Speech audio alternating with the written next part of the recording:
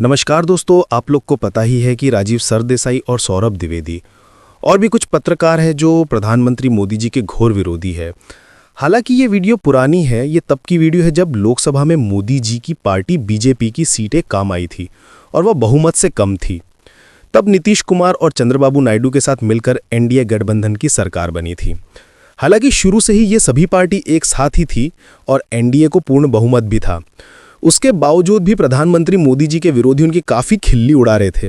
लेकिन राजीव सरदेसाई, जो कि मोदी जी का घोर विरोधी है, उसने लल्लन टॉप टीवी के डिबेट में सौरभ द्विवेदी को ऐसा समझाया और मोदी जी की इतनी तारीफ करी कि सौरभ द्विवेदी की बोलती बंद हो गई। दोस्तों, आप ये वीडियो आखिरी तक ज़रूर देखिए। अंत में आप देखेंगे कि सौरभ द्विवेदी को किस प्रकार मिर्ची लगती है। बहुत ही शानदार वीडियो है दोस्तों।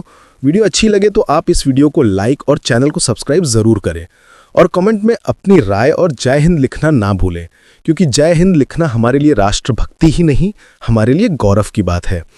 तो चलिए वीडियो शुरू करते हैं। जय हिंद, भारत माता की जय।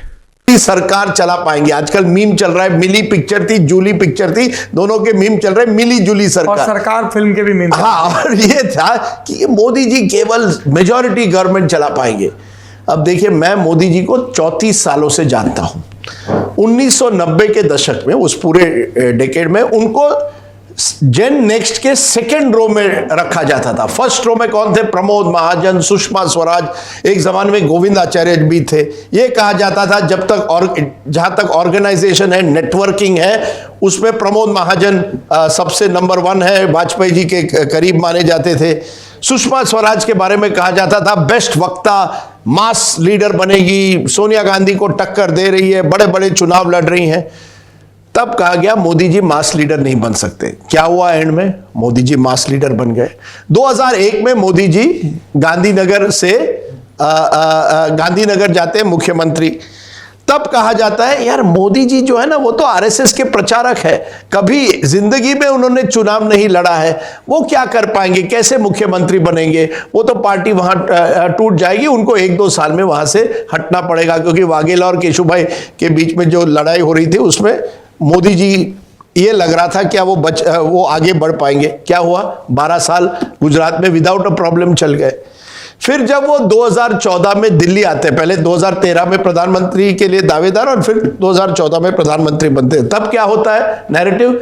यार ये मोदी जी जो है वो गांधीनगर तक सीमित है, दिल्ली की राजनीति अलग होती है, वहां उनको वो राजनीति नहीं चला पाएंगे। क्या हुआ? 10 साल हुए, अब वो जवाहरलाल नेहरू की तरह तीसरी बार प्रधानमंत्री, पहले प्रधानमंत्री तो 3 कंसेक्यूटिव टर्म्स उनके हो गए। फिर बीच में कहा गया मोदी जी जो है ना, डोमेस्टिक इश्यूज ठीक है, लेकिन इंटरनेशनल अफेयर्स कैसे दुनिया भर में जा पाएंगे? क्या हुआ? Modi ji has been projected at least as a global leader. देखिए, जब आप इतने साल राजनीति में रहते हैं, आप जानते हैं कौन सा बटन कब प्रेस करना है।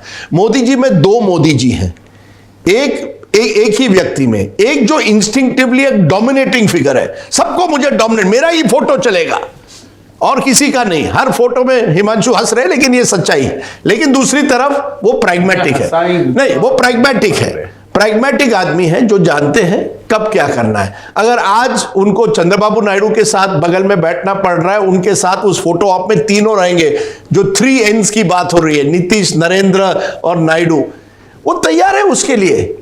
देखिए, जब आप राजनीति, जैसे मैंने कहा ना, राजनीति में इतने साल आते हैं, एडजस्टमेंट हो जाती है। I see mister Modi adjusting at least for next 6 to 8 months।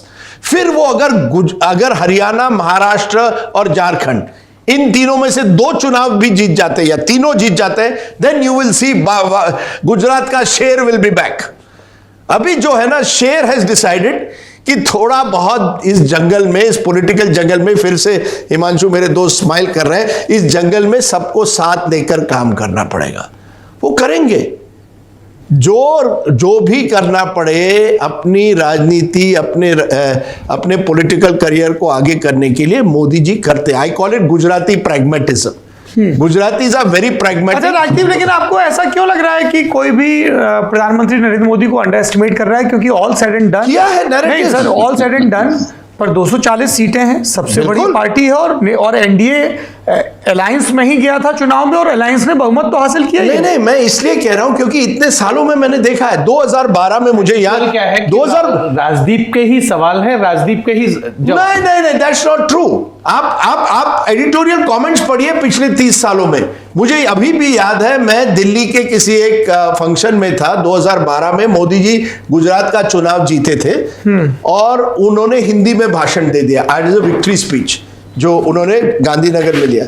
तो मैं किसी ने कहा, आई टोल्ड अ पर्सन, देखिए मोदी जी तैयार हो रहे हैं दिल्ली आने के लिए। वो व्यक्ति बड़ा मैं उसका नाम ले लूंगा, फिल्म जगत से भी जुड़े हुए हैं और राजनीति से भी जुड़े हुए हैं। वो मुझे कहते, मोदी जी दिल्ली, अरे दिल्ली में नहीं चलेगा, it's a very different politics. क्या हुआ? मैं इसीलिए कह रहा हूं, ये सच्चाई है। आपने देखा होगा पिछले 30 सालों में कितनी बार हमने कहा मोदी जी विल नॉट वो बी एबल आजकल टू। टीएमसी में है। हाँ नहीं नहीं नहीं, वो व्यक्ति नहीं, नहीं, शत्रुघ्न सिन्हा शत्रुघ्न सिन्हा की बात नहीं, नहीं ये कर रहा। शत्रुघ्न सिन्हा की बात मैं नहीं कर रहा हूं। आप गलत मत करिए, आप ऐसी